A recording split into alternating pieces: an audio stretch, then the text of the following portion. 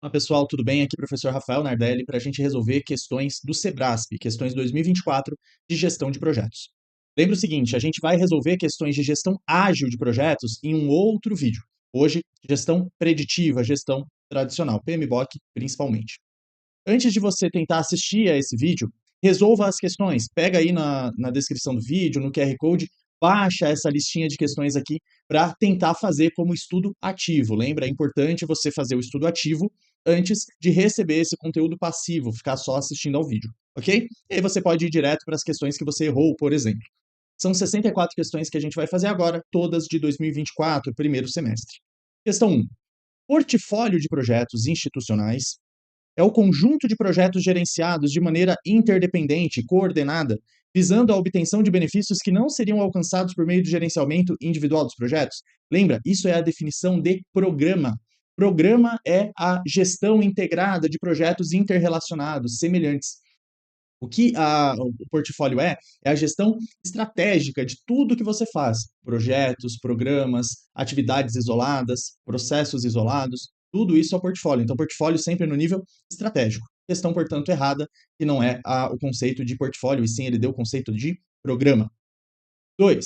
É tendência atual que os escritórios de projetos, PMO, desempenhem cada vez menos o papel de articuladores junto a líderes. Opa, para por aí, vamos direto ao ponto aqui. Os escritórios de gerenciamento de projetos estão cada vez mais no ambiente estratégico, tentando otimizar essa alocação de recursos, por exemplo. Então, ao trabalhar com vários gerentes de projetos, o escritório de gerenciamento de projetos consegue otimizar a utilização de recursos, verificar melhor alinhamento estratégico junto ao portfólio da organização. Então, a tendência atual é que os escritórios de gerenciamento de projetos desempenhem cada vez mais o papel de articulador junto a líderes, unidades de negócio, proprietários de produtos, e passem a focar cada vez mais no desenvolvimento e a entrega de valor. Isso sim, essa parte está certa.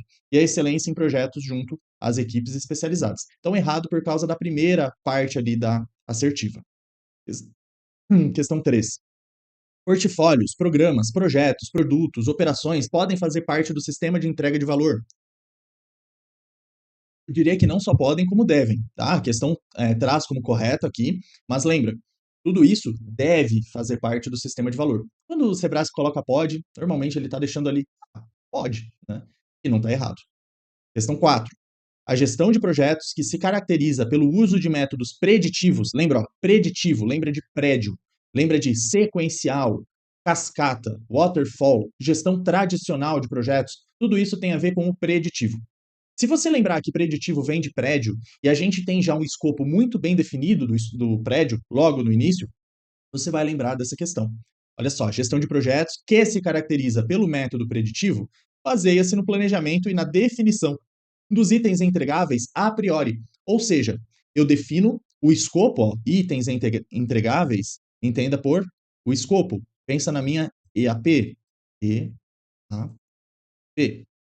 A priori quer dizer antes, ou seja, quando eu faço o método preditivo, quer dizer que é melhor quando eu tenho uma EAP definida, um escopo definido, as entregas definidas, logo no início do meu projeto, lá na iniciação. Ah, Rafael, mas tem projetos que eu não sei o que eu quero entregar ao final dele? Tem. Por exemplo, um novo aplicativo, uma nova pesquisa de uma vacina, você não sabe exatamente o que você vai encontrar ao longo do desenvolvimento. Pode ser que você encontre entregáveis, produtos, resultados que você não estava planejando. Ou que às vezes o teu mundo muda muito rápido, o teu cliente muda a necessidade muito rápido. Por exemplo, uma campanha publicitária. E aí, nesses casos, é melhor que você use a metodologia ágil, iterativa, incremental, cíclica. É, a cada novo sprint, né, a cada nova entrega, você tem ali como se fosse um microprojeto. Nesse caso, não. O preditivo, você só faz uma nova etapa terminada a fase anterior. Por isso que ela é sequencial. E aí parece uma cascatinha. Você só faz a parte seguinte quando terminou a parte anterior. É diferente da metodologia ágil, que é cíclica, é iterativa, é incremental. Ok? Trouxe aqui a figura para você lembrar. E a questão está certinha. Questão 5. Os custos de mudar o projeto, o custo da mudança, é elevado no planejamento básico, ou seja, mais no início. E regride, ou seja, vai diminuindo esse custo à medida que o projeto progride, avança? Não, né? É justamente o contrário. Custo da mudança é baixo no início do meu projeto. E lá no final do projeto, ele explode exponencialmente. O custo de mudança, ele só explode. É diferente do gasto com o teu projeto. Consumo de recurso, ele vai fazendo, eu vou colocar aqui, ó, em azul, gasto, o desembolso, o uso de recursos, ele faz mais ou menos isso daqui, ó. Ele tem um pico na fase de execução e depois ele vai a zero. Por quê? Porque o projeto acabou. Agora, o custo de se mudar um projeto é outra coisa, que é o que a questão fala, é essa curva em vermelho.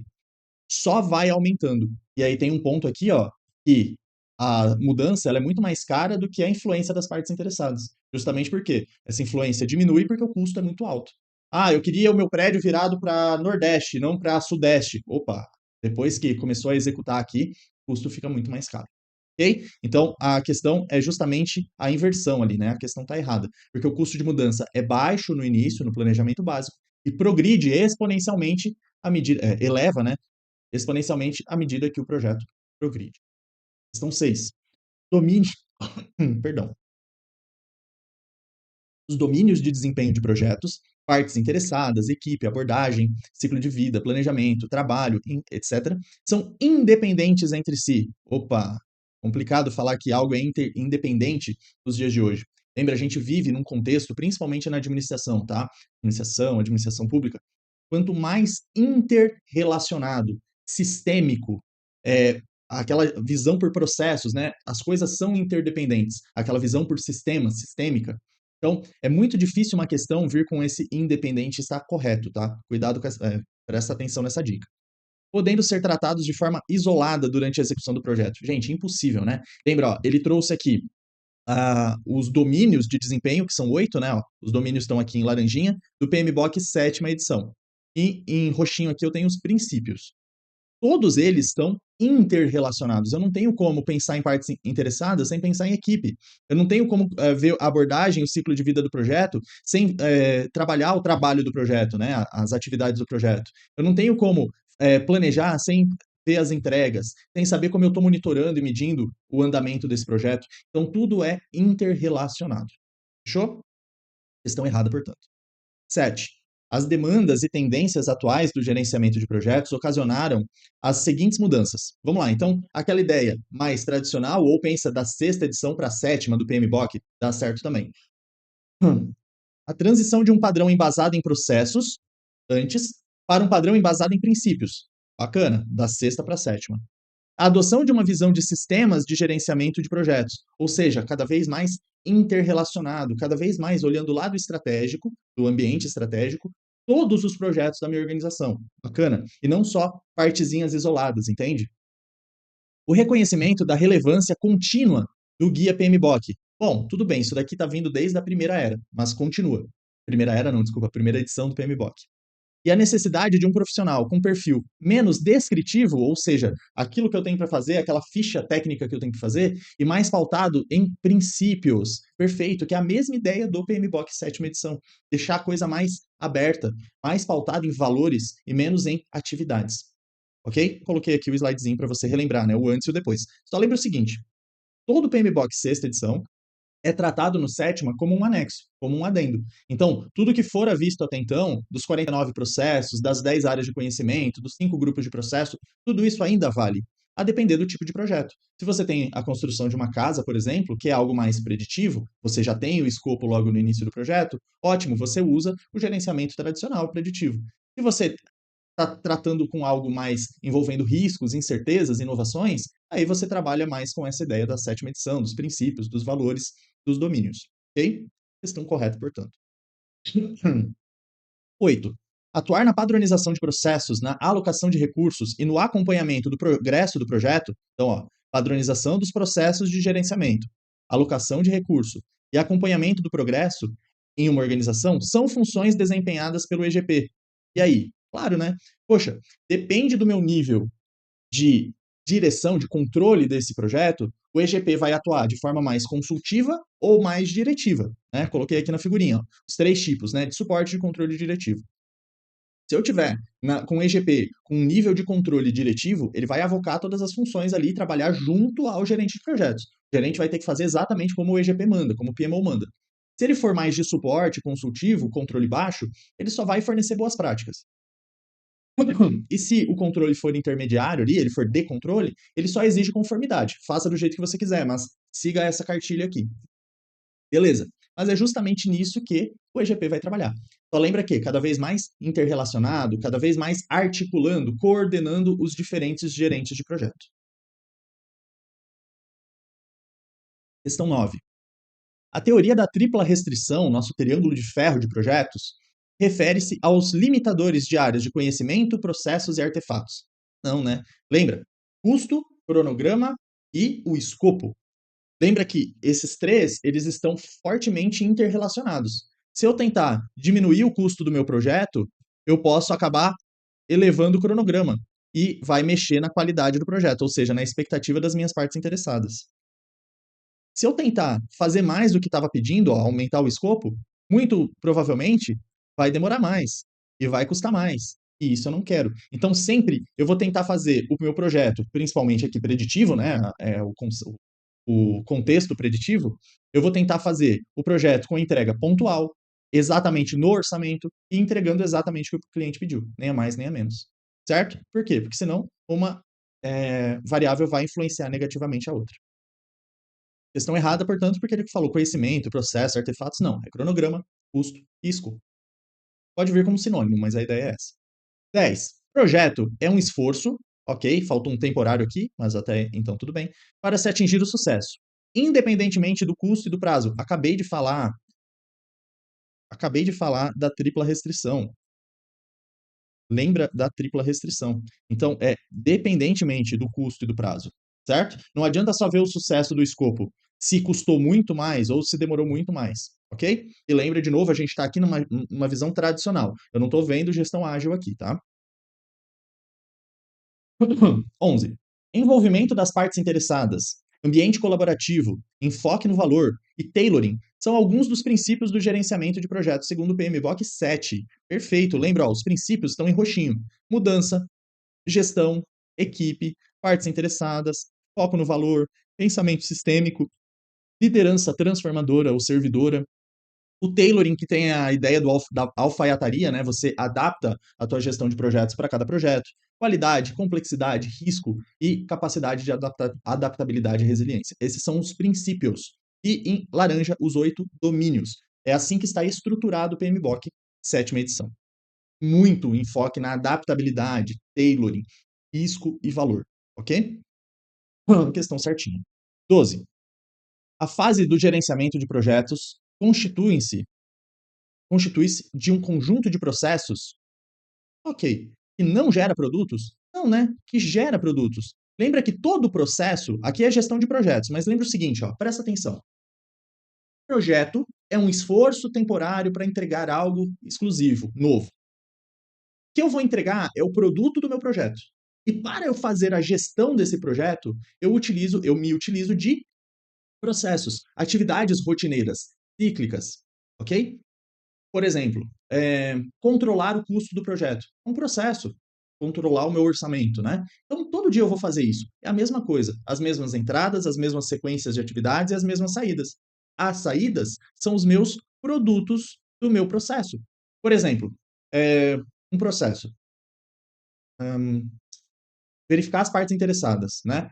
Mapear as partes interessadas. Qual que é o produto desse processo? A lista de stakeholders, a lista de mapa, né? Vendo se me apoia, se me bloqueia, se tem poder, se não tem poder, né? Enfim, se está com conhecimento do projeto ou não. Então, isso é o produto do meu processo. Pegou a ideia? Cuidado para não confundir essas palavras, tá? Eu tenho projeto, produto e processo. E elas são altamente interrelacionadas, ok?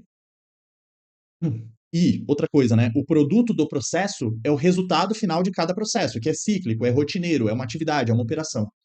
O produto do meu projeto é o entregável do projeto, que é o produto final. Por exemplo, a construção de um prédio, a gestão de projetos vai te entregar um prédio. Esse é o produto final. 13. Questões técnicas e não técnicas são envolvidas na engenharia de software. Aqui uma questão mais específica de projetos de software, tá? Mas questões técnicas e não técnicas são envolvidas na engenharia de qualquer produto? Sim, Questões técnicas, opa, restrições de custo, restrições de capacidade, questões técnicas ali do meu produto final e questões não técnicas. Pode ser qualidade da informação, pode ser os gostos do meu consumidor, são coisas mais qualitativas, ok? Então, apesar da questão colocar engenharia de software, poderia ser para qualquer coisa. Como a especificação do conhecimento, o conhecimento dos fatores humanos pelo engenheiro de software e a gestão de projetos. Okay, ele deu ali alguns exemplos de questões técnicas e não técnicas. Ok? Questãozinha aí mais genérica. 14. Atualmente, a garantia da qualidade não é feita em todas as fases do projeto. Essa questão poderia até estar lá em gestão da qualidade. Lembra, a gestão da qualidade hoje, principalmente, né, e ele fala aqui atualmente, ó, a gente vive na quarta era da qualidade. A gente tem que fazer certo desde a primeira vez, investir muito mais em prevenção do que em controle e do que no erro. Então, não é feito em todas as fases do projeto? É sim. Desde o projeto, antes do projeto nascer, a gente já está pensando na qualidade dele. Ok? Não precisa ter um processo específico de qualidade, mas a ideia de gerir a qualidade desde o início, ali, desde a concepção do projeto. 15. O principal propósito da atividade de análise. Aqui faltou uma coisa, ó, análise de requisitos. Na verdade, assim, a questão tá certinha do jeito que tá aqui, do jeito que o Sebrasp colocou. Mas para ela ficar correta, na minha opinião, faltou esse de requisitos. Que é análise do que aqui? Análise do custo, análise das partes interessadas, análise do cronograma, que análise que ele estava falando, né? Então, eu acho que faltou esse adendo aí, ok? Mas a questão estava como correta. Mas vamos ler certinho. O principal propósito da atividade de análise de requisitos é transformar a política do cliente, ou seja, aquilo que o cliente quer, é importante para ele, as histórias do cliente, e os encargos do projeto, os custos, as restrições do projeto, em uma especificação estruturada do projeto. Qual que é essa especificação estruturada do projeto? É a minha estrutura analítica do projeto. Ou Work Breakdown Structure, WBS. Ok? Então, a questão, o Sebrasp trouxe como correto, mas, de novo, eu acho que faltou ali um de requisitos para ficar show de bola. Fechou? Vamos pausar aqui, já volto com a questão 16. Vou encher minha garrafinha d'água. Questão 16. Conforme os princípios da precaução, os responsáveis pela gestão de risco devem providenciar avaliações científicas o mais completo possível sobre os riscos envolvidos e analisar as potenciais consequências da decisão de adotar ou não as medidas. Vamos lá, gestão de riscos aqui um pouco mais específico, mas a gente tem dois princípios importantes da gestão de risco: prevenção e precaução. Lembra o seguinte, ó, só para ajudar a lembrar. Precaução lembra de caos, né? O caos aqui, né? E prevenção pensa de ver. Você está vendo o risco, você consegue identificá-lo melhor. Então, a precaução, ela é para riscos altamente desconhecidos, tanto que lá em orçamento, nos custos, a gente tem a reserva de gerenciamento para riscos desconhecidos e a reserva de contingência para riscos conhecidos, que é o princípio da prevenção. Quando a questão traz, coloquei aqui no slide, não lembrava. Quando a questão traz aqui então a precaução, os responsáveis pela gestão de risco devem providenciar avaliações científicas o mais completo possível sobre os riscos envolvidos e analisar as potenciais consequências da decisão. Por quê? Porque você está no caos, você não tem ideia dos riscos que podem ocorrer. Então, por isso que a gente vai tentar trazer os métodos mais completos possível. Isso é a ideia da precaução. Riscos do caos, riscos que você desconhece. Ok? Para ver com o gabarito. Mas vamos lá. Para que o monitoramento, questão 17, para que o monitoramento de riscos seja eficaz, são desejáveis a construção e o acompanhamento de indicadores de riscos. Até aqui tá ok, tá? Devendo ser ignorado nesse processo a identificação de novos riscos? Opa, daí não, né? Lembra, se eu tenho a ideia da precaução, riscos que eu nem consigo ter ideia que podem ocorrer, lembra também que a gente tem riscos colaterais, ou seja, ao resolver um risco, eu gero outro. Ou ainda riscos residuais. Mesmo resolvendo um risco, ele segue pequeno, mitigado. Riscos, nesse caso, negativo que eu estou usando, né? Mas lembra que o risco pode ser positivo também, oportunidades ali. Então, a ideia de você ignorar algo que você não mapeou, aí facilita a vida, né? A vida não é tão simples assim. Tá? Então, a gente sempre tem que estar ligado nesse monitoramento para tentar identificar novos riscos ou novas probabilidades e impactos ali de riscos que antes eram baixos, por exemplo. 18. Comunicação de risco é uma estratégia do processo de gestão de riscos, ok? E sua finalidade é promover o desenvolvimento da percepção dos colaboradores a respeito dos perigos e riscos decorrentes da natureza da atividade exercida. Ok, ele colocou aqui num contexto de riscos ruins só, né? Ele não botou na parte de riscos positivos, só lembra que risco pode ser positivo também. E ele colocou algo mais específico a colaboradores, mas a comunicação de riscos pode ser, inclusive, para outros stakeholders, a população que rodeia o projeto, por exemplo, riscos ali inerentes, né? Por exemplo, meu prédio está com risco de queda, eu tenho que avisar ali a população no entorno, algo nesse sentido. Mas só para a gente revisar aqui, ó, o nosso ciclo de gerenciamento de riscos, lembra? Sempre começa com o estabelecimento de contexto. Então eu vou entender o negócio, eu vou entender os valores da organização, eu vou entender os apetites para risco daquele projeto ou daquela atividade, vou entender as regras do jogo. Depois, começa o processo de avaliação. Identifica os riscos, analisa os riscos, perdão, olha a probabilidade, o impacto. Depois, eu faço essa multiplicação e priorizo os riscos mais urgentes ou mais graves ou com a tendência a piorar, por exemplo, usando a matriz Gucci, e vou estabelecer respostas a esses riscos. Em paralelo, eu vou sempre comunicando e consultando os stakeholders, por exemplo, a população local, por exemplo, os colaboradores, né? E vou monitorando o tempo inteiro. Monitorando a entrada de novos riscos, ou o surgimento de riscos colaterais, ou aumento ou diminuição de probabilidades e impactos, ok? Essa é a rotina da gestão de riscos. E lembra que eu posso usar aqui várias ferramentas da qualidade, várias ferramentas associadas para isso.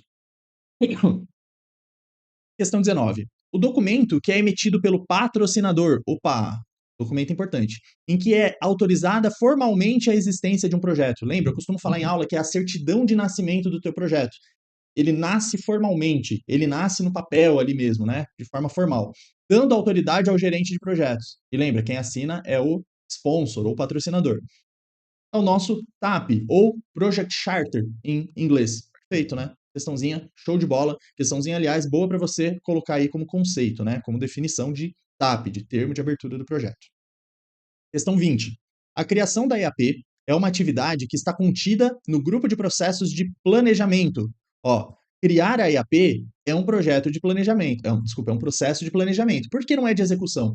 Porque a EAP não cria nada. Você está planejando o que o teu projeto vai executar, vai criar, vai entregar. Por isso que é planejamento. Então, fazer orçamento, planejar o cronograma, planejar os riscos, tudo isso é planejamento. Por quê? Porque é antes do projeto fazer alguma coisa, não é físico, por isso que não é execução, tá? Então, a IAP é uma atividade de planejamento? Sim. E na área de gerenciamento de escopo? Perfeito. Questãozinha correta, né? Trouxe aqui o slidezinho para você lembrar da área de gerenciamento do escopo do projeto, tudo que faz. Os 6 processos, os grupos de processo, né? E os nomezinhos ali dos processos. 21. Todo projeto tem como fator exclusivo criar, melhorar ou corrigir produtos, processos ou serviços. Cara, essa questão aqui, o Sebrasp trouxe como errado por causa do exclusivo, tá? Na verdade, você pode ter projetos para qualquer coisa nova, né? Então, errado. Só que, pela frase, é difícil você incluir alguma coisa aqui que não esteja nesse exclusivo. Ó. Criar, melhorar ou corrigir produto, processo ou serviço, na verdade, né? Seria. Mas cuidado com esses exclusivos, somente e tal. Por isso que está errada a questão. Mas acho uma questão polêmica aqui. 22. Por definição, uma organização possui em um projeto um programa de portfólio. Meu Deus do céu, cuidado, lembra? Ó, eu tenho projeto, programa, portfólio. Portfólio está aqui fora, né? Portfólio. O qual contém recursos compartilhados e partes interessadas. Meu Deus, ele juntou um monte de informação aqui e formou uma frase, né? Não dá nem para falar o que está errado aqui. Mas lembra, ó, uma organização possui em um portfólio um conjunto de projetos ou um conjunto de programas, enfim. Dentro do portfólio você pode ter várias coisas ali, tá? Não precisa necessariamente ter portfólio, programa e projeto. Não, pode ser que a tua organização não tenha um programa, mas tenha vários projetos, várias atividades, várias linhas de produção formando o portfólio da organização. Tá? Então, um erro aqui que eu percebo é falar projeto aqui teria que ser portfólio. Okay? Mas a questão bem truncadinha aí, juntou um monte de verbete e colocou numa frase. 23. De acordo com o PMBOK, o grupo de processos que são utilizados para definir um novo projeto, definir é iniciação, tá? Ou uma nova fase, de um projeto existente é chamado de execução. Não, lembra, é iniciação. Depois eu ainda tenho processo de planejamento. E depois eu tenho processo de execução. Eu tenho processo de controle e tenho processos de encerramento. São 5 grupos de processos que eu tenho. Mas iniciar um novo projeto ou iniciar uma nova fase do projeto é iniciação, ok? Não é nem planejamento, cuidado. Tá? A questão ela poderia ficar mais difícil se aqui tivesse planejamento em vez de execução, tá? Mas você tem que ficar ligado que mesmo assim estaria errado. Um gerente de projetos deve estar atento tanto à aquisição da equipe que irá compor o projeto, quanto ao desenvolvimento e ao gerenciamento dessa equipe. Ok, até então tudo bem. A área de conhecimento a que se referem esses processos é chamada de gerenciamento de recursos. Perfeito. Lembra que até a quinta edição, inclusive, essa área era recursos humanos do projeto. Depois ficou recursos de forma mais aberta, né? Podendo ser recursos materiais, tecnológicos, patrimoniais. Mas lembra, recursos aqui ó, vai trabalhar a parte de adquirir recursos internos à organização, né? Que senão seria aquisições, desenvolver equipe, ou seja, treinar, motivar, liderar, gerenciar também a ideia aqui, né, dirimir conflitos, motivar, comunicar, etc. Ok? Questãozinha certinha. 25. Planejar o gerenciamento de custos, assim como estimar custos, controlar custos, é a atividade que faz parte da área de conhecimento de gerenciamento de custos do projeto, não é orçamento. Questãozinha sacana, tá? Porque eu entendo até que seja um sinônimo, mas lembra, a área tem nome, os processos têm nome, e o nome é gerenciamento dos custos do projeto, ok? Trouxe aí o slidezinho com os 4 processos e os grupos aqui para você ir relembrando. 26. O nível de engajamento das partes interessadas em um projeto pode ser feito por meio de uma matriz de avaliação. Ok, pode ser feito. Lembra, se apoia, se bloqueia, se ele está neutro, se ele conhece ou desconhece o projeto, se ele tem poder ou não sobre o projeto. Isso que é a matriz ali das partes interessadas. Ok, então até aqui, certo. A qual é parte integrante dos processos de análise de risco? Não, a gente tem uma área própria para stakeholders, que chama gerenciamento das partes interessadas do projeto. Lembra que é uma área muito interessante, muito importante, porque uma das poucas que tem grupo de processo de iniciação. Lembra? Iniciação só tem 2 processos, que é iniciar, desenvolver o TAP ali, né, que vai iniciar um novo projeto ou fase, iniciar um novo projeto. E identificar as partes interessadas, que é a iniciação. Logo no início do projeto eu já tenho que saber, para saber se meu projeto vai dar certo ou vai ser bloqueado por alguém ali que eu tenha que, né, trabalhar um pouquinho. Então, errado. Riscos é outra coisa, outra parte, outra área de conhecimento. 27. A EAR, cuidado, ó, não é EAP, é Estrutura Analítica dos Riscos de Projeto, deve ter como ponto de partida todas as fontes de risco do projeto. Sim, organizadas por riscos técnicos, de gerenciamento, comerciais e externos. Sim, mas cuidado, tá? Por exemplo, na doutrina que eu preparei a aula, a gente tem ó, riscos técnicos, risco de gerenciamento, riscos organizacionais e externos. Aqui a questão trouxe como risco comercial. Eu prefiro risco organizacional, que tem a ver com as limitações da tua organização. Mas enfim, a Sebrasp deu como certo. Então, na hora de montar o teu resumo aí, dar aquela relembrada, lembra que a EAR são 4 tipos de risco. Mas aí bota organizacional barra comercial para a gente não esquecer, tá? E lembra que os riscos pode ser algo positivo ou negativo, certo? Pode ser uma oportunidade ou uma ameaça. Por que não uma força e fraqueza? Porque tem a ver com algo que vai acontecer, eu não controlo, por isso que eu não coloco ali como força e fraqueza. 28.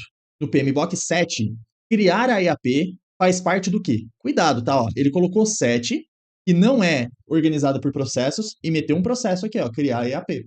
Por quê? Porque lembra que na sexta edição, toda sexta edição entra na sétima, entra como anexo. Então, ele pode falar sétima edição e cobrar tudo que for de projeto ali. Mas criar a EAP, a Estrutura Analítica de Projetos, faz parte do escopo. A EAP vai demonstrar todas as entregas do trabalho do projeto. Portanto, tudo que o meu projeto vai entregar.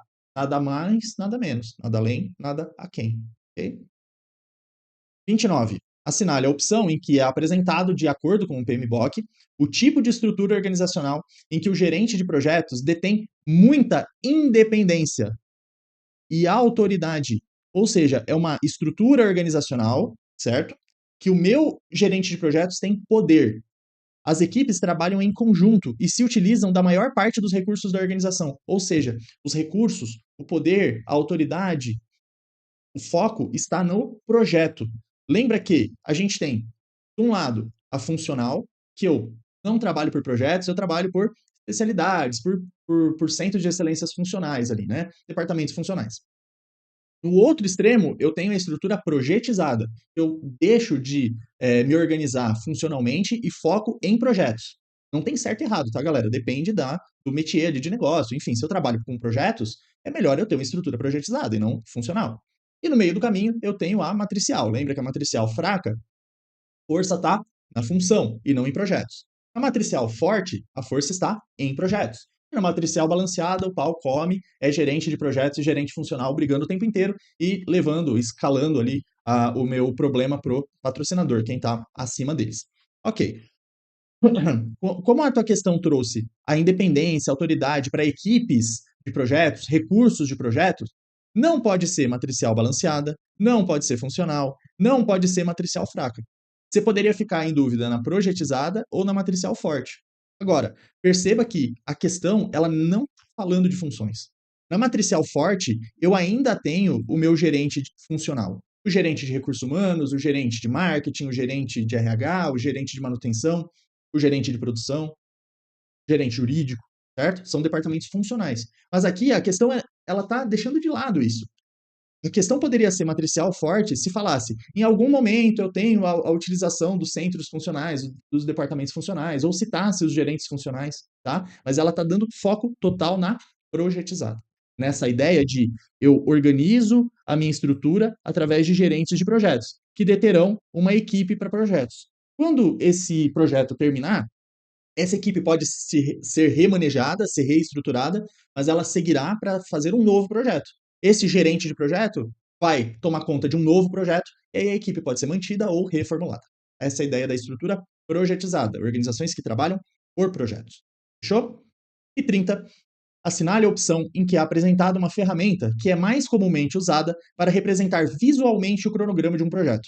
Representar visualmente, você só tem três opções: corrente crítica, diagrama de redes, e aí a atividade pode estar no nó ou na seta, lembra a ideia, né, de fazer atividades e setinhas, né, ou nozinhos e setinhas.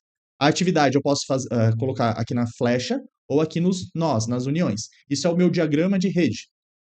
Ou ainda eu posso ter a ferramenta criada pelo Gantt, o gráfico de Gantt. É aquele gráfico de barras, onde eu tenho uma. Eu acho que eu coloquei aqui. Coloquei. Mais fácil. Olha o gráficozinho de Gantt aqui. Eu tenho atividades que são linhas, ó. Cada linha dessa é uma atividade. Cada coluna é uma duração, uma unidade temporal. Por exemplo, ó, essa atividade 1 aqui, A1, ela dura uma unidade de tempo. E ela está em paralelo com a atividade A2. Por quê? Porque as duas começam ao mesmo tempo. Mas a atividade A3 só começa quando a A1 termina. Ou seja, a atividade A1 e a A3 estão em série. Se, por um acaso, a atividade 1, por alguma razão, atrasar e parar aqui ó, na A2, imediatamente essa A3 é deslocada, porque isso é um programa de computador, e é deslocada para frente. E todo o meu cronograma se atualiza. Esse é o gráfico de Gantt. Fechou? Então, alternativa E. A gente já volta, né? Vou editar o vídeo depois aí. Um abraço, tchau. Questão 31. Uma das atividades da etapa de encerramento de projetos consiste em identificar o caminho crítico, isso é planejamento. Esboçar a EAP também é planejamento. Estabelecer planos, planejamento, de gestão de qualquer coisa, qualquer uma das 9 áreas, né? Determinar o planejamento do escopo também é planejamento. Por que eu falei das 9 áreas? Porque é gerenciamento do projeto como um todo, que é integração, que seria a 10ª área. Mas as outras sempre plano de gerenciamento da qualidade, plano de gerenciamento do escopo, plano de gerenciamento dos custos. 9 planos ali, além do TAP e do plano de gerenciamento do projeto, que está lá na integração. E aí, identificar os documentos que devem ser arquivados ou eliminados, aí sim é encerramento. Fechou? Alternativa E. 32. Forma de lidar com o risco é mitigá-lo, ou seja, eliminar sua chance de ocorrência. E desconsiderar possível impacto que sua ocorrência acarretaria? Será? Vamos lá, ó. As estratégias de projetos, de mitigação ou de exploração, enfim, né, de riscos positivos e negativos. E tenho ainda também pela NBR 31000. A ISO 31000 trata de algumas estratégias. Eu coloquei o mnemônico aqui, ó, CREA, compartilhar, reduzir, evitar e aceitar. Caso a tua banca cobre, né, a tua prova cobre a ISO 31000, lembra que são essas 4. Agora, vindo aqui para a questão. Mitigar, galera, a questão tem dois erros. Por quê? Porque primeiro que a mitigação de um erro, de um risco negativo, ela não busca eliminar a sua chance de ocorrência, e sim diminuir a chance de ocorrência, que é a probabilidade, e também reduzir o impacto. Então, ele não desconsidera, ele considera o possível impacto. E a mitigação vai tentar diminuir esse impacto. Mitigar quer dizer você ou diminuir a probabilidade, a chance de ocorrência de um risco ruim, ou diminuir o impacto. É diferente, por exemplo, da prevenção. A gente já falou de prevenção hoje nessa aula. Prevenção, eu tento alterar o meu plano para eliminar aquele risco, para não ocorrer. Mitigação, não. Eu reduzo a probabilidade ou, caso ele ocorra, eu reduzo o impacto. E lembra que a gente tem as analogias aqui, ó, os paralelos, para riscos positivos. Em vez de prevenir, eu exploro algo bom. Em vez de mitigar, eu melhoro um risco bom, eu aumento a probabilidade e ou o impacto. Ok? Então, questão duplamente errada. 33. A análise de riscos é um procedimento usado para detectar ameaças à obtenção de resultados esperados de um projeto. Cuidado, tá, gente? Risco pode ser bom, ok, você já sabe disso. E você só vai marcar errado quando a banca falar de riscos, quando ela falar assim, ó, os riscos somente são aqueles ruins ao projeto, que atrapalham. Aí você vai ligar os pontinhos. Opa, o Sebrasp tá vendo se eu sei que risco pode ser positivo também. Aí você vai usar esse artifício, esse teu conhecimento. Se a banca colocar risco pode atrapalhar o projeto, logo a gente vai fazer a gestão dos riscos, ok, vai estar certo. Entende? Não precisa sempre falar que risco é positivo ou negativo. Voltando para a questão. A análise de riscos é um procedimento usado para detectar ameaças à obtenção do resultado esperado, as quais podem conduzir os gestores à decisão de nem iniciá-lo. Olha, o risco é tão grande que a gente vai engavetar esse projeto, a gente vai congelar esse projeto ou matar o projeto mesmo. Não, né, não vai sair do papel. Certo? Questão certinha. De novo, se a banca falasse análise de riscos é um procedimento usado apenas para detectar ameaças, aí sim a questão possivelmente já está errada. Por quê? Porque pode ser oportunidades também. Entende? Só se a banca deixar claro aí que ela está te testando. 34. O escopo de um projeto contém as atividades que devem ser realizadas para se entregar um determinado produto. Cuidado aqui, tá, gente? Eu não gosto, apesar do Sebrasp não ter colocado como errado, eu não gosto de ligar escopo a atividades. Eu não gosto. Ele colocou como correto aqui, então vamos usar essa jurisprudência. Mas lembra que escopo mostra o que o meu projeto vai entregar. Ele foca na entrega. Atividades está presente em cronograma. Cronograma mostra como eu vou entregar aquele escopo e qual a duração dessas atividades. O como é a atividade. Qual é a sequência, a inter-relação dessas atividades. Certo? Mas, de novo, aqui o Sebrasp não está analisando isso. Tá? Ele colocou aqui ato falho. Mas, escopo contém as atividades que devem ser realizadas para entregar um determinado produto, bem como a definição das características e funções que o descrevem. É exatamente tudo que o meu projeto vai entregar. Como que ele vai ser? Nem nada a mais, nada a menos. Devendo o projeto ser gerenciado para que se evitem desvios que atrapalhem sua entrega. Bacana. Mas, de novo, chama a atençãozinha aí para essa parte da atividade. A atividade está presente em cronograma. T5. Projeto é um conjunto de atividades sequenciais que fazem parte do portfólio de ações permanentes jamais. Um projeto nunca será permanente. Um processo, uma atividade, uma operação, uma tarefa, aí sim é permanente. Ok? E projeto é um conjunto de atividades sequenciais ou não. Lembra que a gente tem projetos ágeis que não é uma atividade sequencial. Faz parte do portfólio? Faz, mas não é ação permanente. Todo projeto é singular no tempo. Ele nasce, cresce, desenvolve e morre. 36. O método PERT permite analisar deterministicamente, jamais. Lembra que PERT tem P de probabilidade, não de determinança, né? É de forma probabilística. Lembra, a gente tem até a fórmula da média PERT aqui, ó. Pessimista, mais otimista, mais 4 vezes a mais provável, e de tudo por 6. Por que 6? Porque é uma vez a pessimista, mais uma vez a otimista, mais 4 vezes a mais provável. 1 mais 4 mais 1. Então eu tenho que dividir pela soma dos pesos, que é 6. Fechou? Então, considerando o cenário otimista, pessimista e mais provável, sim, mas não é determinístico. É probabilístico. Método determinístico é o Critical Path Method, CPM. Ou método caminho crítico, né? Em português. A técnica CPM, método caminho crítico, Atende aos pressupostos de que conhecer com precisão a duração das atividades, sim, porque ele é determinístico, permite estimar o custo que estaria envolvido. Ah, adorei essa questão. O custo que estaria envolvido em cada uma das atividades, considerando-se uma duração normal e uma duração acelerada. Rafael, o que ele está falando aqui? Presta atenção, esquece a questão. No CPM, eu tenho um método determinístico, onde eu posso até usar o PERT CPM em conjunto, mas eu defino as minhas sequências de atividades críticas, o meu caminho crítico. Ok. Aí, a partir disso, eu consigo verificar dois cenários. Se continuar do jeito que está, eu vou gastar X. E se eu precisar comprimir o meu cronograma? Se eu precisar acelerar, eu consigo recalcular isso. Por quê? Porque eu tenho tudo na mão, é determinístico. E aí, coloquei aqui o slidezinho da aula para a gente lembrar. Ó. No normal, vamos supor que eu tenha atividades sequenciais aqui, ó. Eu vou fazer a atividade B somente depois que eu terminar a A. Se eu precisar acelerar esse cronograma, eu tenho duas opções. Ou eu faço paralelo, ó, sobreponho as atividades, eu faço a atividade A e B, começo B, né, antes de terminar A, e isso aumenta o risco, por quê? Porque eu posso não ter terminado certinho a A e ter que refazer a B depois. Ou eu comprimo, também chamado de crashing. Lembra? A compressão de cronograma é quando, em vez de colocar um recurso humano aqui, ó, de uma pessoa, eu aumento o consumo de recursos. Logo, o custo aumenta. Mas o cronograma, ó, que antes estava indo em 15 dias, eu consigo terminar em 10 dias. Tenho 5 dias aí de compressão. Entende? Ou às vezes eu já estou atrasado, eu estou tentando voltar ali à minha linha do tempo, à minha linha base que eu tinha planejado inicialmente. Certo? Então, considerando a duração normal, ó, que está aqui, e a duração acelerada, que está aqui. Eu consigo fazer isso por quê? Porque eu tenho a duração das atividades. Se demora 5 dias. Um homem, hora, faz. Eu tenho um homem em 5 dias. Se eu colocar 2 homens, 2 dias e meio. Essa é a ideia. Entende? E aí, se um homem custa X, 2 homens custa 2X. Entende? Você consegue aí recalcular o teu orçamento.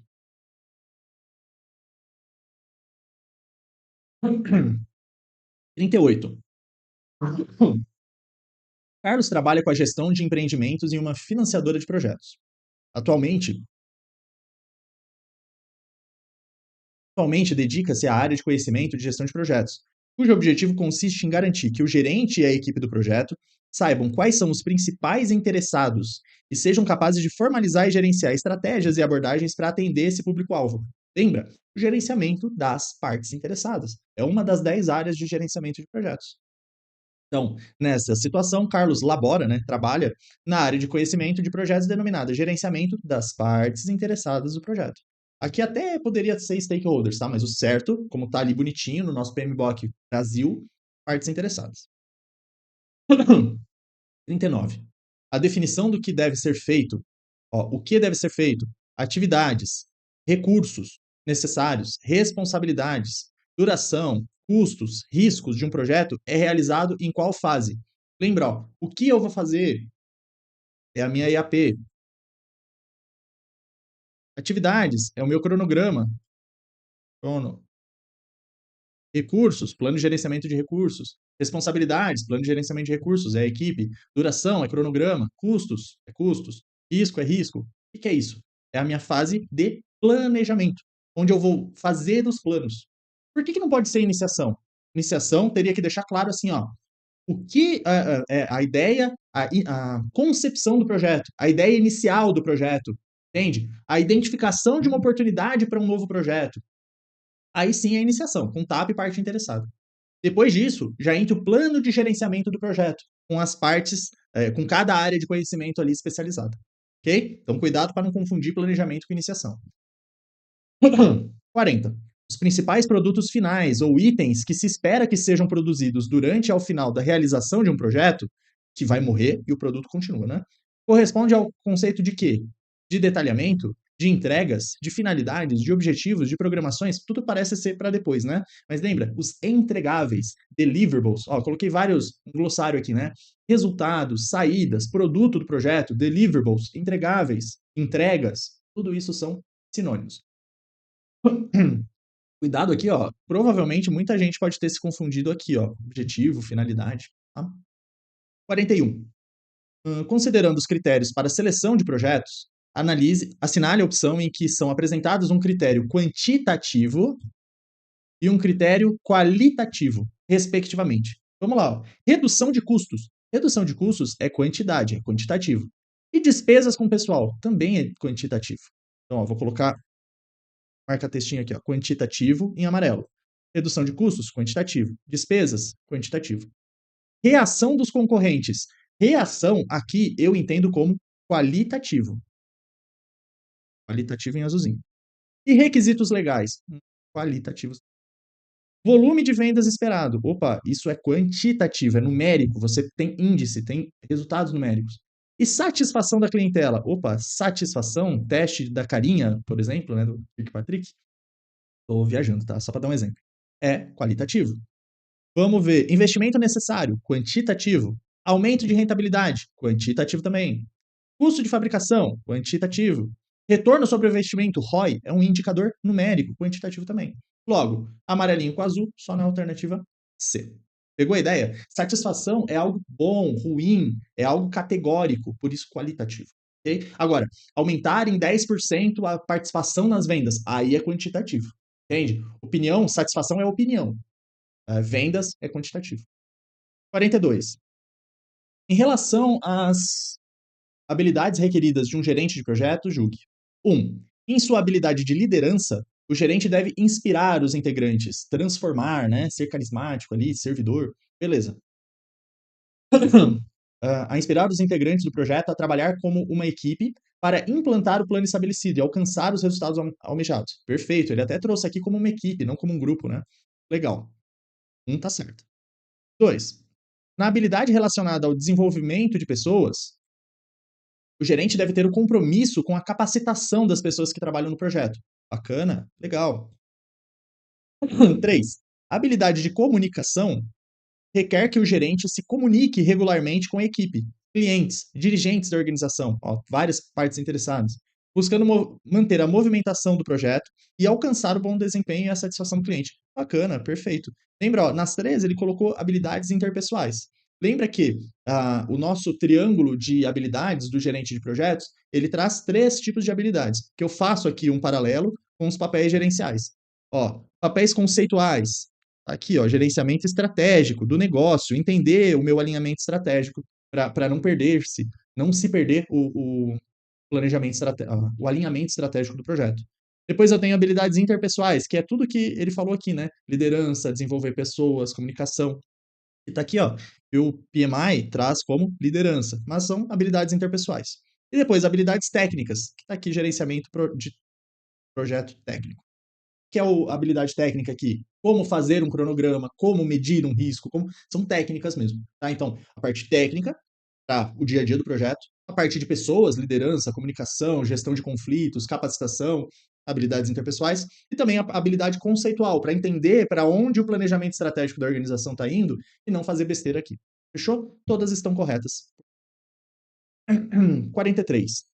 Assinale a opção em que é indicada uma entrada prevista no processo. Opa, uma entrada. Cadê minha caneta? Uma entrada prevista no processo de desenvolver o termo de abertura do projeto.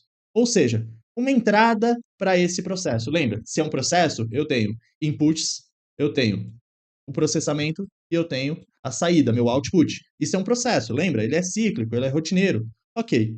Agora, eu queria relembrar o seguinte, ó. A gente tem vários documentos importantes do meu projeto. Antes do meu projeto nascer, porque lembra, ele nasce com o TAP. Então, se é uma entrada para o termo de abertura do projeto, tu concorda que teu projeto nem nasceu ainda. Teu projeto está na barriga, está no conceito, né, na barriga de sentido de gestação. O TAP é a certidão de nascimento, então o teu projeto nasceu. Ok. Lembra que antes do teu projeto nascer, eu tenho 2 importantes documentos aqui, ó. Por isso que eu coloquei na nuvenzinha, tá? Como se fossem ideias. O business, o business case, que vai me dar se o meu projeto tem viabilidade econômica ou não, se ele demonstra ter lucro ou não, ou impacto positivo ou não. E o plano de gerenciamento de benefícios, que é como que eu vou, ó, PG é plano de gerenciamento, tá? Como que eu vou pegar esses benefícios gerados pelo business case e sustentá-los, maximizá-los. Esses 2 documentos, se eles forem aprovados e priorizados entre outros projetos, afinal eu tenho recursos escassos, então eu vou tentar priorizar os projetos que me deem mais lucro, ou que tenham um risco menor, um retorno mais rápido, eu vou, então, assinar o meu TAP.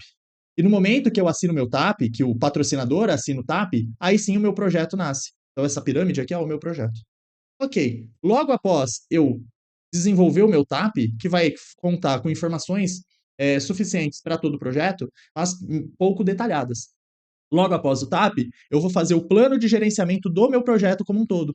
Esse plano de gerenciamento do projeto, ó, ambos na área de integração, ok? Ele vai detalhar um pouco mais o TAP, dando elementos das 9 outras áreas: partes interessadas, aquisição, recurso, risco, comunicação, qualidade, custo, cronograma e escopo. Ok? Beleza. Logo após, então, eu ter esse plano de gerenciamento do projeto, que é do projeto como um todo e um pouco mais detalhado que o TAP, eu vou desenvolver, aí sim, cada área da minha gestão de projetos vai estabelecer, ó, plano de gerenciamento do escopo, plano de gerenciamento do cronograma, plano de gerenciamento do custo, plano de gerenciamento da qualidade, e fazendo no final 10 planos de gerenciamento. Lembra que a integração é o plano de gerenciamento do projeto como um todo.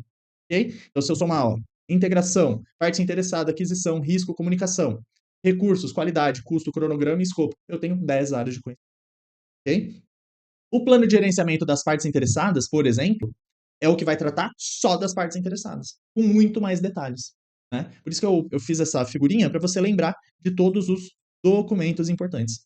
Agora lembra, não é nada disso que a questão pediu, eu só fiz uma revisão aqui rápida para você. A tua questão está perguntando, qual é a entrada para eu fazer um TAP? Bom, o que eu preciso para fazer o TAP? Opa, quem está aqui para cima? Plano de gerenciamento de benefícios está aqui em cima? Tá, é o meu gabarito. Relatório de desempenho do projeto anterior. Cada projeto é único, cada projeto é novo, é único. Eu não posso pegar com base no anterior. Posso pegar lições aprendidas? Posso, mas não necessariamente para fazer o TAP. O TAP é um novo projeto. Plano de gerenciamento de custo, recurso e aquisição são saídas do meu plano de gerenciamento do projeto. Então não é nem do TAP aqui, ó. Do TAP eu tenho o PGP, que é o plano de gerenciamento do projeto. E a saída do PGP eu tenho os demais documentos. Entende? Eu tenho essa sequência. Fechou? 44. Processo de gerenciamento do conhecimento em projetos tem a função de criar novos conhecimentos para alcançar objetivos do projeto e contribuir para a aprendizagem organizacional. Aí sim, o que eu acabei de falar na questão anterior, as lições aprendidas dos projetos anteriores são ativos organizacionais importantes na gestão do conhecimento de projetos. Em face dessa informação, ó, no contexto de gestão do conhecimento, assinale a opção em que é indicado o elemento considerado saída do processo, perdão, de gestão do conhecimento de projetos. Vamos lá. A saída da gestão de conhecimento é ativo organizacional, é conhecimento, é sabedoria. Então, lista de habilidades interpessoais do time? Não, isso daqui tem a ver com os recursos do meu time, do meu projeto. Plano de designações da equipe também são recursos. Lista das partes interessadas? Isso daqui também são entradas, são qual é o meu jogo aqui? Qual é o meu projeto? Né? Tudo isso daqui define o teu projeto. Registro das lições aprendidas. Opa, aí sim, saída da gestão do conhecimento é você registrar esse conhecimento, certo? As lições aprendidas anteriormente. E registro de opinião especializada, isso daqui também tem a ver com recursos do meu projeto. Olha, eu tenho vários especialistas em cada área. Então, por exemplo, eu tenho um gerente de projetos em um outro projeto lá na minha organização que tem 20 anos de casa, trabalhou em mais de 100 projetos. E eu tenho um novo problema para resolver. Beleza, eu chamo essa pessoa. Eu preciso ter um registro dessas pessoas para saber quem chamar. Entende que isso daqui é uma entrada da gestão de conhecimento.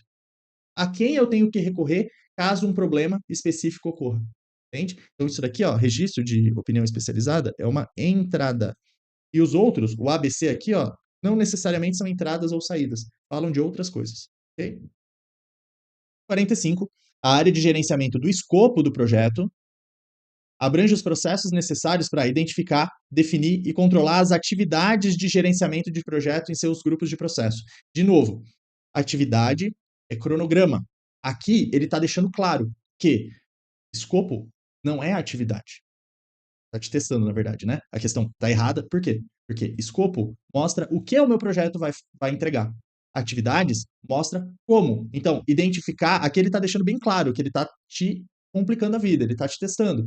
Se você sabe que identificar as atividades, definir as atividades, coordenar, ou seja, sequenciar as atividades, primeiro essa, depois essa, ou em paralelo, né? Então, ó, atividade A está em sequência com a atividade B, a atividade A está em sequência com a atividade C, mas a atividade B e C estão em paralelo. Isso é coordenar as atividades.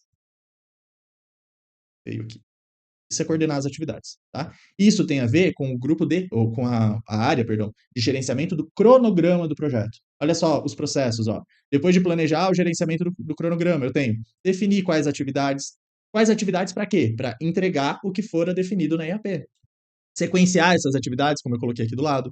Estimar a duração das atividades, ou seja, opa, a atividade, vamos supor que eu estou usando o CPM. A atividade A, eu vou colocar a atividade no nó aqui, não na seta, tá? Atividade A tem 5 unidades de tempo, atividade B tem 6 unidades de tempo, atividade C tem 1 unidade de tempo, né? Logo, o caminho crítico aqui seria atividade AB, vamos supor que depois unificasse aqui, ok? Por isso a questão está errada, espero que você tenha entendido. Fechou? Vamos finalizar esse bloquinho aqui, daqui a pouco eu volto com a sequência. Um abraço. Seguindo então com a questão 46. A EAP pode ser criada por meio de abordagem ascendente, ou seja, os pequenos pacotinhos de trabalho eu subo, beleza? E desse modo, agrupar subcomponentes, ou seja, eu pego componentes menores e agrupo. Bacana. Além disso, a EAP pode ser representada por exemplo, pelas fases do ciclo de vida do projeto. Ou seja, eu defini as entregas a depender do ciclo de vida do meu projeto. Pode. No segundo nível de decomposição e pelas entregas do produto no terceiro nível. O que quer dizer isso? Primeiro nível, o projeto completo. Segundo nível, deixa eu botar marca texto. Segundo nível, as fases do meu ciclo do projeto. Iniciação, execução, organização do trabalho, execução e encerramento. O que vai ser entregue em cada uma das fases? Que são chamados de marcos do meu projeto, ou milestones. E as entregas do produto, ou seja, exatamente o que vai ser composto do meu produto final, que o projeto vai entregar, num terceiro nível de decomposição. Então, ciclo, projeto, produto.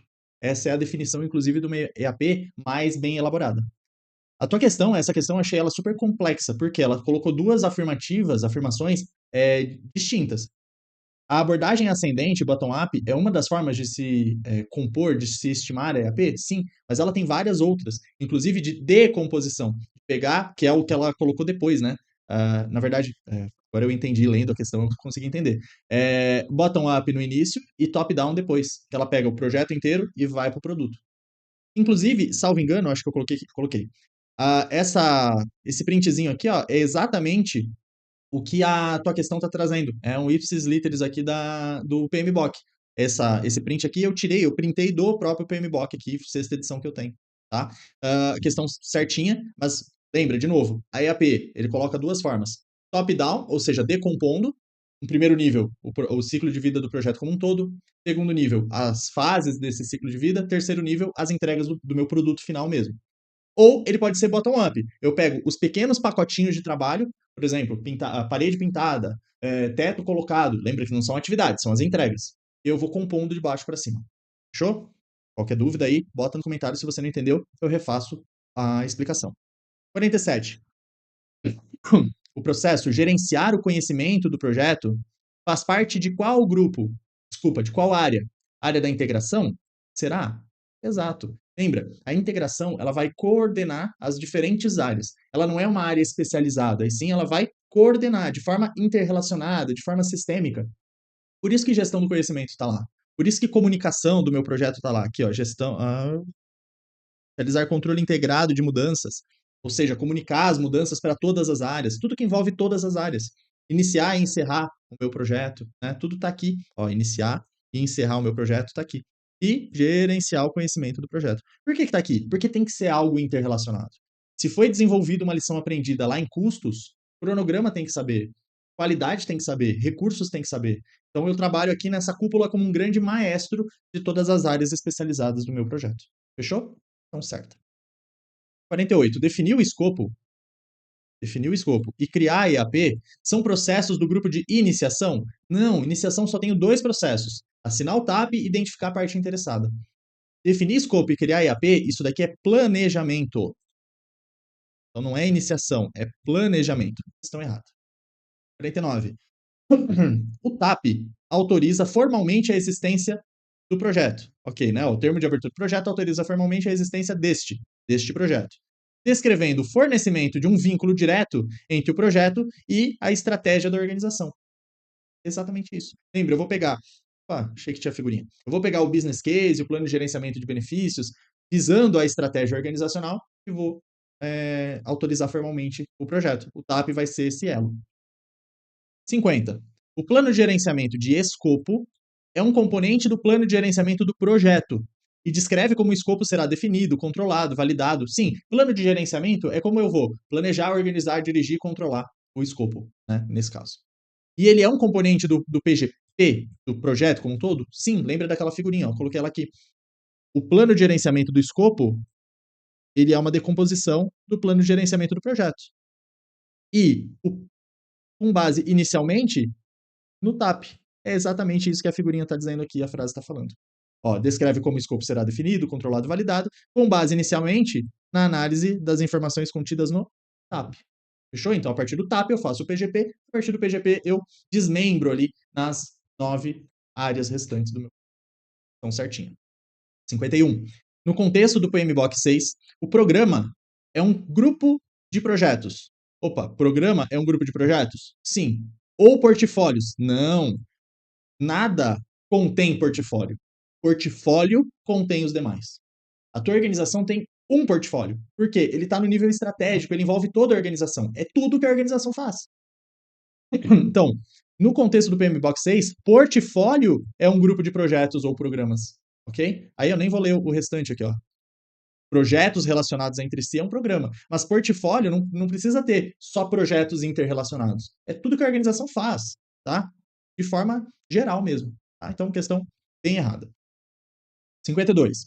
O foco do gerenciamento de portfólio, ó, então eu estou gerenciando meu portfólio, eu estou lá no nível estratégico. É a produção contínua de resultados, serviços, com vista a assegurar que as operações de negócio, ou seja, aquilo que minha organização faz, constitui de forma eficiente por meio do uso dos melhores recursos necessários para o atendimento das necessidades da organização. O que a questão está dizendo? Ao estar no nível estratégico, olhando todas as partes da minha organização e como elas se relacionam, eu consigo, de forma mais eficiente, alocar os recursos, usar melhor os recursos necessários. Por quê?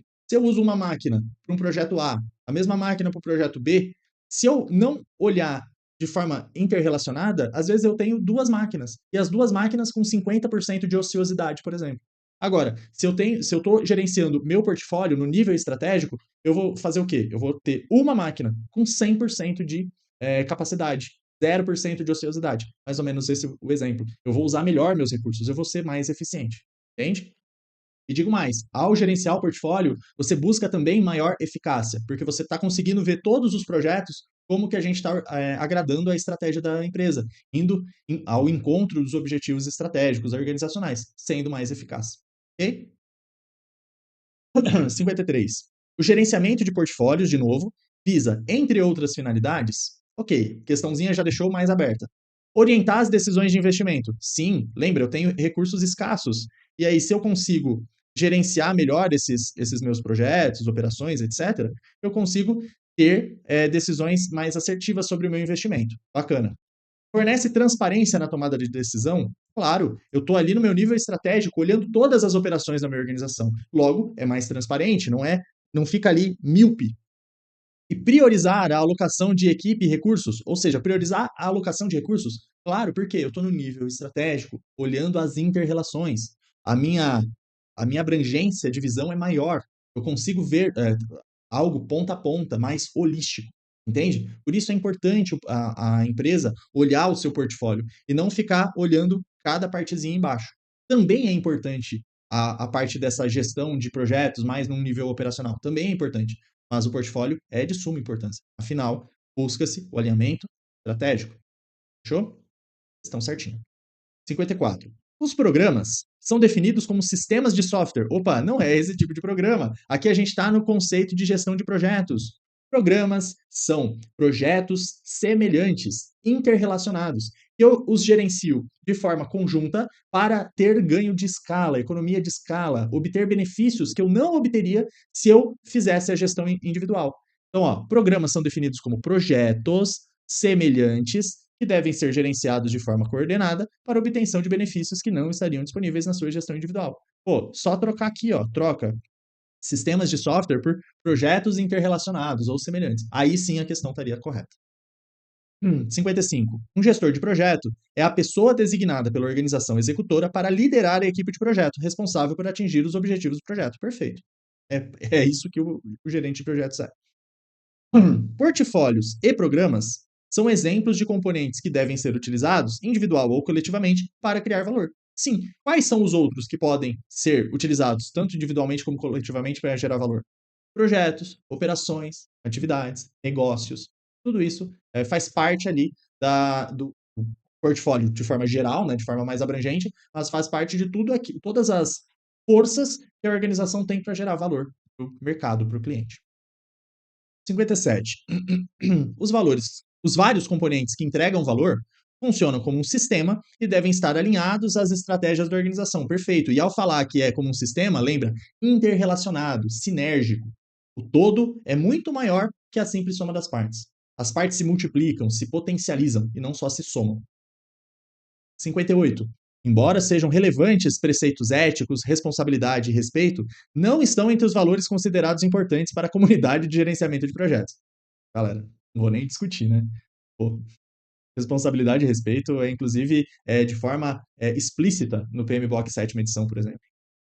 59. Em uma organização, pode haver a sobreposição entre princípios gerais de gerenciamento e princípio geral de gerenciamento. Planejar, organizar, dirigir, controlar. Os preceitos de Fayol, por exemplo, os 14 princípios de Fayol, são princípios gerais de gerenciamento. E os princípios de gerenciamento de projetos, alguns são os mesmos? São. O princípio de planejamento é o mesmo? É. Os princípios de gestão de pessoas são os mesmos? São. Os princípios de gestão do tempo são os mesmos? São. Agora, alguns são especializados aqui em projetos? São. Então, há sobreposição? Alguns princípios são iguais? São.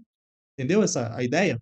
Essa questão, inclusive, eu recebi um Instagram de dúvida ali, não fica com dúvida. Sobreposição não quer dizer que há antagonismo. Não, pelo contrário. Olha, ao fazer o planejamento estratégico da minha organização, eu também estou fazendo o planejamento do meu portfólio. São atividades ali, né? Ou nesse caso ele colocou como princípios, preocupações, valores, que são sobrepostos, tanto na gestão geral como na gestão de projetos. 60. Gerenciamento de projetos deve se obedecer aos pesos e à ordem dos princípios definidos no referido guia. Sabe por que essa questão está errada? Porque tem um conceito muito importante de adaptação chamado tailoring. Tailoring uma palavrinha, uma expressão que é de alfaiataria. Por que alfaiataria? Porque um alfaiate não faz roupa em série, sempre da mesma medida. Ele faz uma roupa ajustada à pessoa. Quando você fala deve-se obedecer aos pesos e ordem de princípios definidos aqui, como se fosse algo prescritivo, está errado. Por quê? Porque o gerenciamento de projetos é como se fosse uma grande caixa de ferramentas. E eu vou usar a ferramenta adequada àquele momento. A depender do momento, a depender do negócio da minha organização, da maturidade dos meus liderados, da minha equipe, a nível de tecnologia, enfim, é contingenciado o gerenciamento de projetos, ok? Por isso a ideia de adaptabilidade, ok? 15 questõezinhas, fecho mais esse bloco, daqui a pouco a gente volta. Tchau. Para finalizar, então, um bloquinho curtinho, questão 61. Questão 61. Demonstrar comportamentos de liderança é um dos princípios do PMBOK, ok? E a liderança deve adaptar-se às necessidades do time. Ótimo, a ideia de adaptação aqui é muito forte, galera. Lembra que eu tenho uma liderança servidora, transformadora, não uma liderança autocrática, né?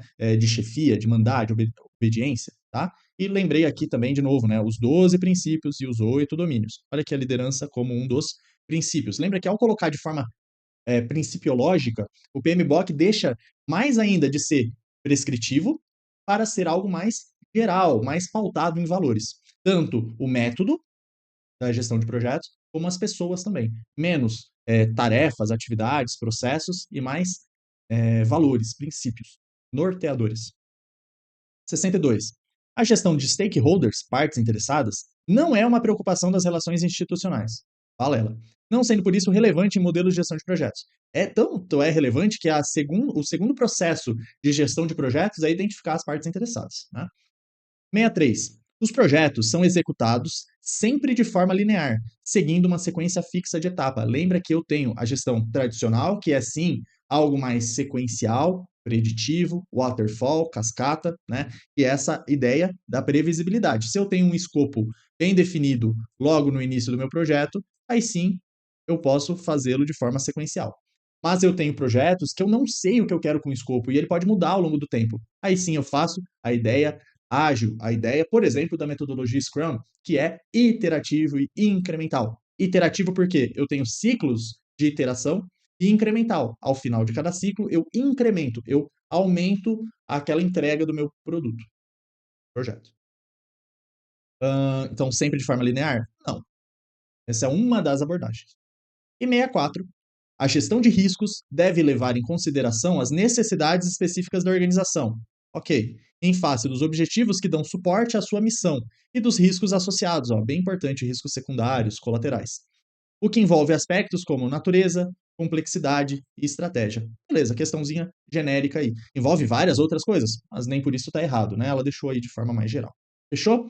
Espero que você tenha ido bem nessa bateria de questões. Me coloco à disposição. Deixa aí nos comentários se você sentiu dificuldade ou algum feedback aí que você queira que eu melhore para os próximos vídeos. Me coloco à disposição aí. A gente ainda tem bastantes questões pela frente, né? De planejamento, de organização, de direção, de controle, de TGA, de gestão de pessoas mais aprofundado, né? De materiais. Tem bastante coisa pela frente, tá bom? Grande abraço. Até a próxima. Tchau.